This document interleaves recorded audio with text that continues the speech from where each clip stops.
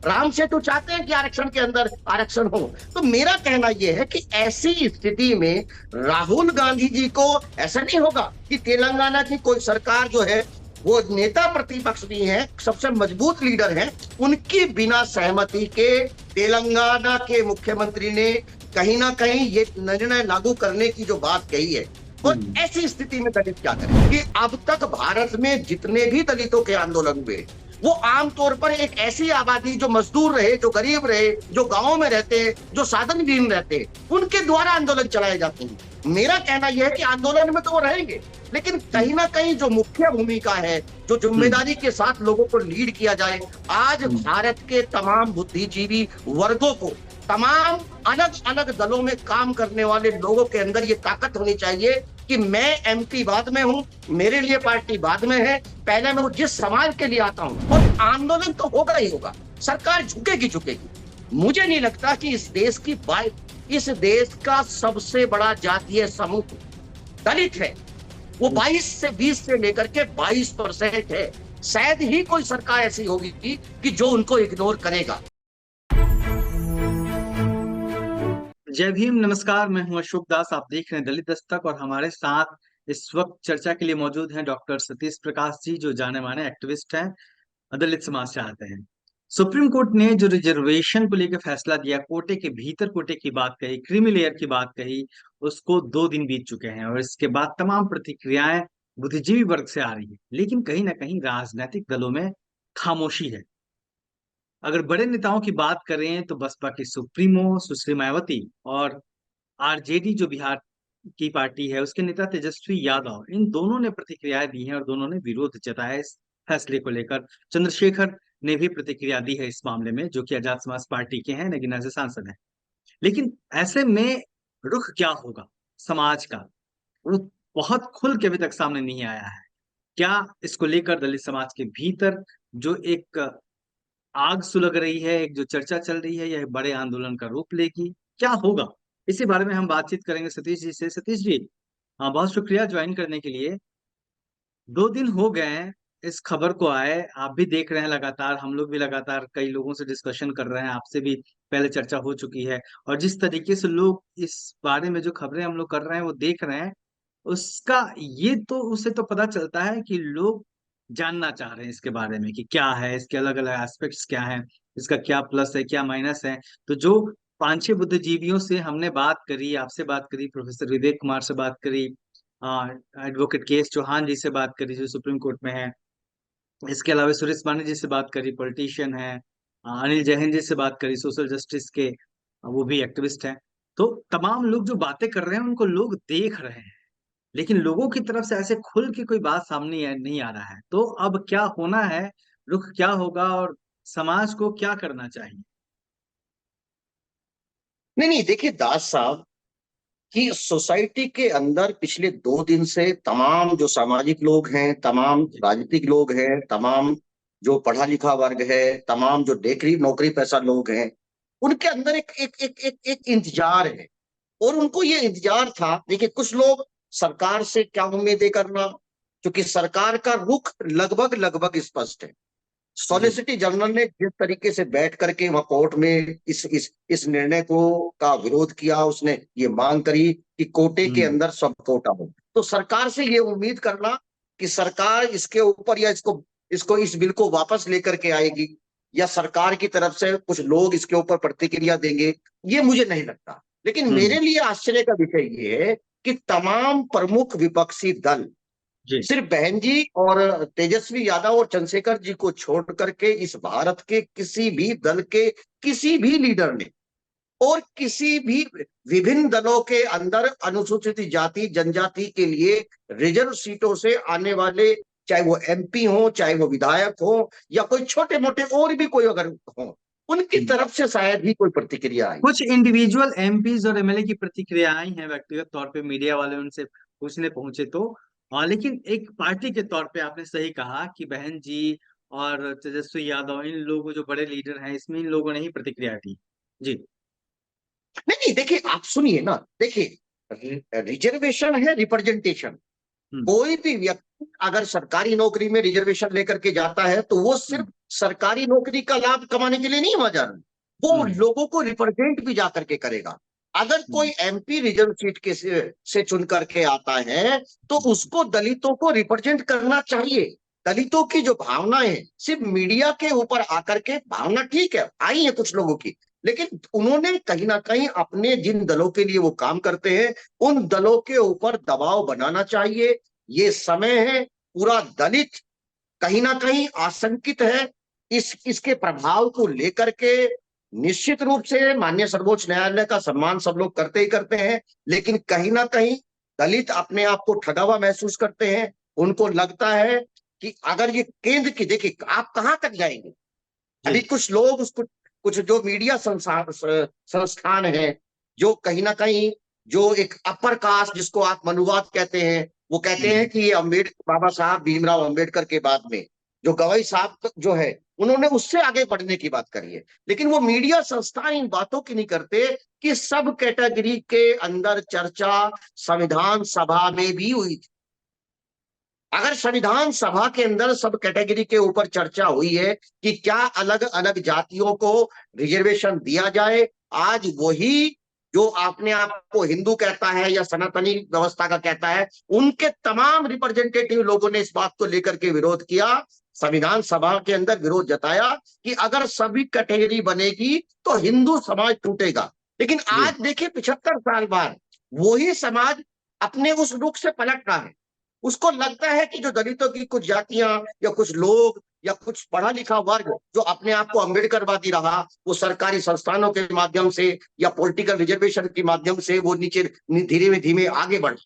अब वो ये चाहते हैं कि किसी भी तरीके से इसको रोका जाए। एक छोटी सी बात मैं बताता हूं, अभी लोकसभा के चुनाव में इस देश के सबसे प्रमुख विपक्षी दल के लीडर राहुल गांधी हाथ में संविधान लेकर के, उसकी प्रति लेकर के उनके नेता दलितों की गली गली और उनके रास्तों में, उनसे तमाम संस्थानों में जाकर के ये कह रहे थे कि हम संविधान को मिटने नहीं देंगे, हम संविधान को बचा के रखेंगे, हम रिजर्वेशन को बचा के रखेंगे। लेकिन यही कांग्रेस की सरकार तेलंगाना में, भारत में पहला राज्य तेलंगाना होगा जहां कांग्रेस की सरकार है, और उसने कहा कि वो सब कैटेगरी सबसे पहले लागू करेगी।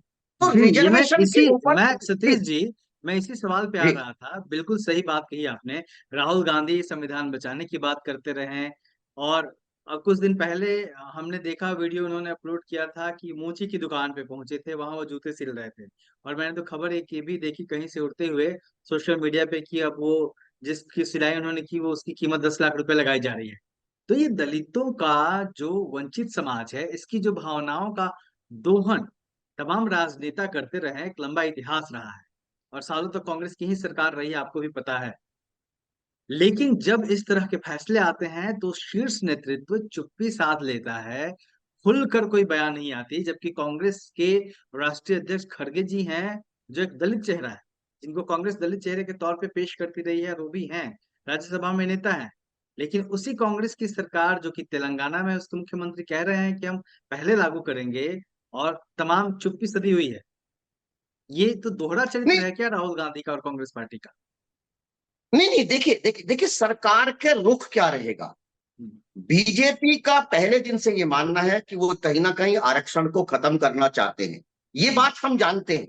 लेकिन शायद दलित समाज और इस देश को ये भी जानना पड़ेगा कि जब कांग्रेस जब जब सत्ता में रही है तो उसने आरक्षण को हमेशा खत्म करने की एक मुहिम चला के रखी है। लंबे समय तक कांग्रेस इन आरोपों से बच नहीं सकती कि उसने आरक्षण को पूरा नहीं होने दिया।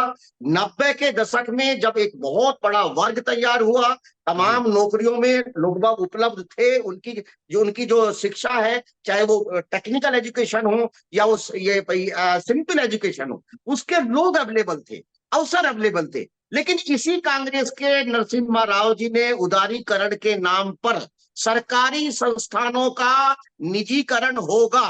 अगर सरकारी संस्थानों का निजीकरण होगा तो अगर ये संस्थान बदल रहे हैं तो इनकी जो पद है, इनके जो रिक्त पद थे, निश्चित रूप से कांग्रेस के पास एक बेहतर विकल्प था कि उसको वही प्राइवेट सेक्टर में रिजर्वेशन लागू करना चाहिए था। क्योंकि कांग्रेस की नीयत ठीक नहीं है। लेकिन हम्म इतना सब होने के बावजूद भी राहुल गांधी जी का जिस तरह से उनकी यात्रा रही, लोगों से हम्म कनेक्टिविटी रही, दलितों के प्रति वो कहीं ना कहीं सेंसिटिव दिखाई दिए। दलितों को हम्म भी लगा कि राहुल हम्म गांधी, ठीक है कांग्रेस ने बहुत गलत काम किए, लेकिन Rahul Gandhi as a leader उनके बीच में आते हैं, जिस तरह की उनकी अपील है, जिस तरह उनका बॉडी जेस्चर है, उन लोगों को अट्रैक्ट करते हैं, प्रभावित करते हैं।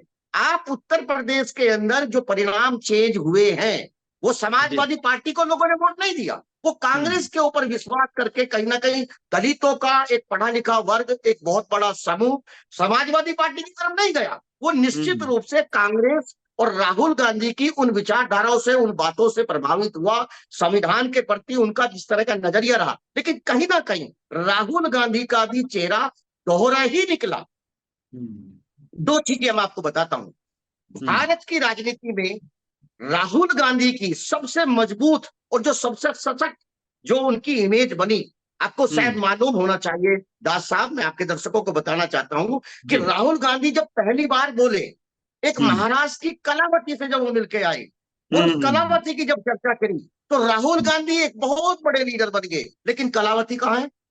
अभी हम्म कलावती का नहीं पता है ना। आप दलित, आप राम सेतु की दुकान पे जाकर के आप बैठ गए, और आप राम, ठीक है आप जा सकते हैं, एक राजनेता आप जा सकते हैं, लेकिन आपने क्या मुड़ करके देखा कि राम सेतु क्या चाहता है, कलावती क्या चाहती है? कलावती चाहती है कि आरक्षण के अंदर आरक्षण हो, राम सेतु चाहते हैं कि आरक्षण के अंदर आरक्षण हो। तो मेरा कहना यह है कि ऐसी स्थिति में राहुल गांधी जी को ऐसा नहीं होगा कि तेलंगाना की कोई सरकार जो है, वो नेता प्रतिपक्ष भी है, सबसे मजबूत लीडर है, उनकी बिना सहमति के तेलंगाना के मुख्यमंत्री ने कहीं ना कहीं ये निर्णय लागू करने की जो बात कही है।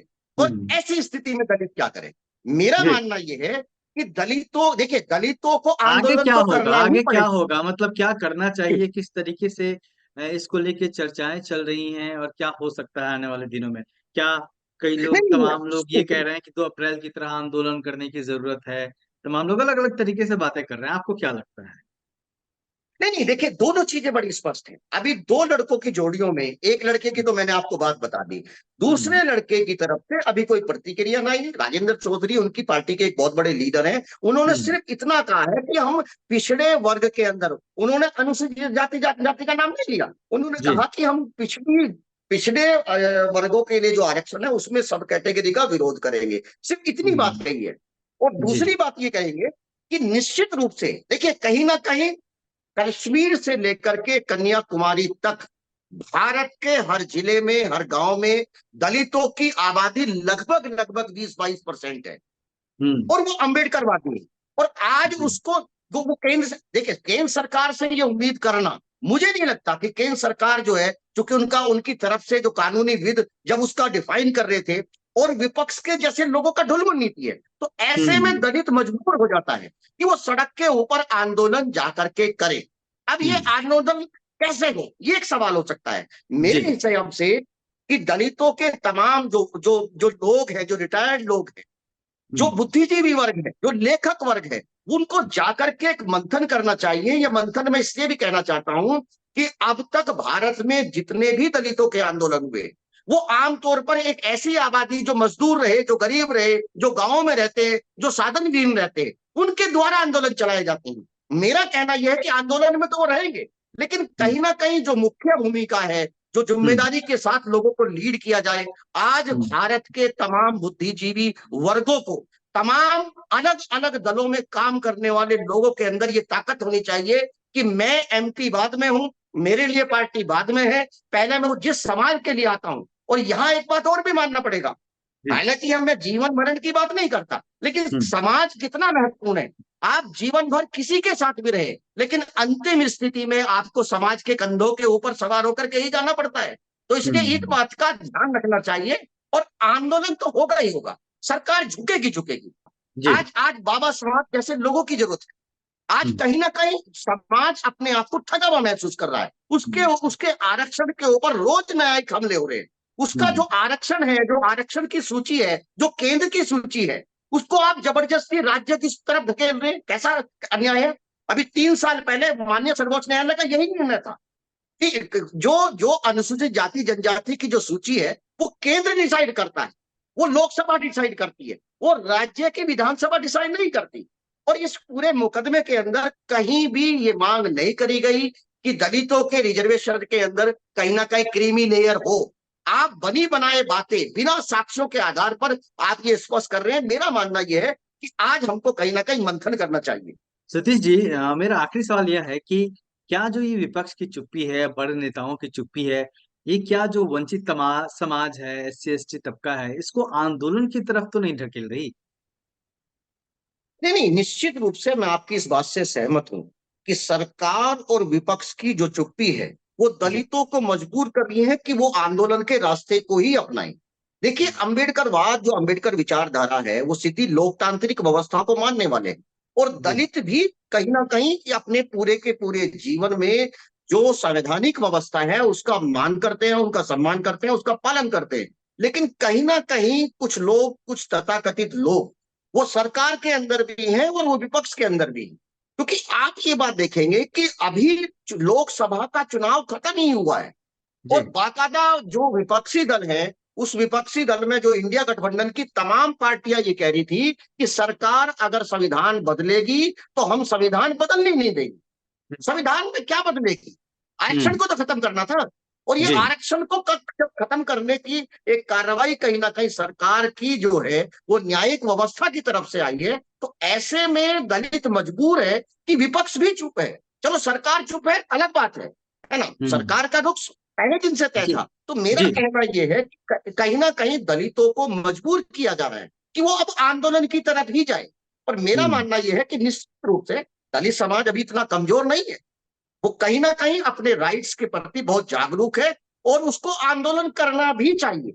उसका हम्म। तमाम जो उसके बुद्धिजीवी वर्ग है, तमाम उसका एक लेखक वर्ग है, तमाम एक जो पढ़े लिखे लोग हैं, तमाम जो युवा वर्ग के लोग हैं, तमाम जो पॉलिटिशियन है, चाहे वो किसी भी दल में काम कर रहे हो, उनको जी। निश्चित रूप से एक जगह बैठ करके एक दलित गोद में सम्मेलन भी हो सकता है, जी। जहां वो गोल मेज गोल हो और उनका आपस का कोई क्लैश ना हो। तो हम वो बैठ हम्म। करके, और अभी मेरा मानना है बिल्कुल कि अब हम्म। कहीं ना कहीं जिस तरह का 2 दिन में ये चुप्पी रही है, अब ये आंदोलन की डेट भी डिसाइड हो जानी चाहिए। जी। जी, बहुत बहुत शुक्रिया सतीश जी। तो अब देखना होगा कि आने वाले दिनों में आंदोलन जो है, जिसकी चर्चाएं लगातार हो रही है, वो किस तरह जा रहा है। और इस समय सबसे बड़ी जो जिम्मेदारी है वो बुद्धिजीवी तबके की है कि वो आगे आए और समाज को जोड़ कर रखे, समाज को एक साथ रखे। और इसके जरिए क्या क्या षड्यंत्र हो सकते हैं, क्या क्या राजनीति हो सकती है, उसके बारे में लगातार आगाह करे और लोगों को समझाए। बहुत बहुत शुक्रिया सतीश जी। और एक बड़ा सवाल कांग्रेस पार्टी और तमाम पार्टियों पे भी उठता है, जो बड़ी पार्टियां हैं, कि आखिर वो क्यों चुप्पी साधे हैं इतने बड़े फैसला के बाद। आखिर उनका स्टैंड क्या होगा, ये उनको साफ करना ही होगा। देखते रहिए दलित दस्तक। जय हिंद।